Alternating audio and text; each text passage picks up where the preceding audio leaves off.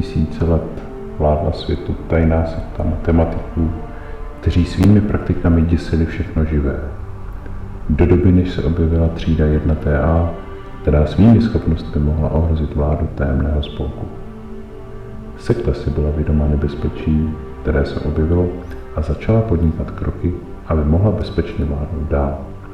Nejvyšší představený, temný lord, vysílal na mladé chlapce své elitní zabijáky, kteří se pokusili třídu vyřadit. Prvním z nich byl mocný Illidan Stormrage, který utrpěl nepříjemnou porážku.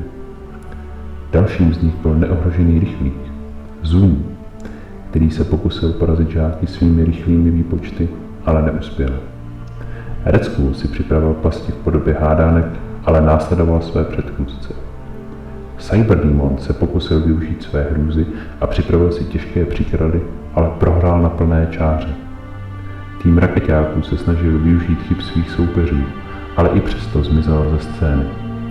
Nyní vzal temný lord vše do svých rukou a vykročil proti třídě sám osobně.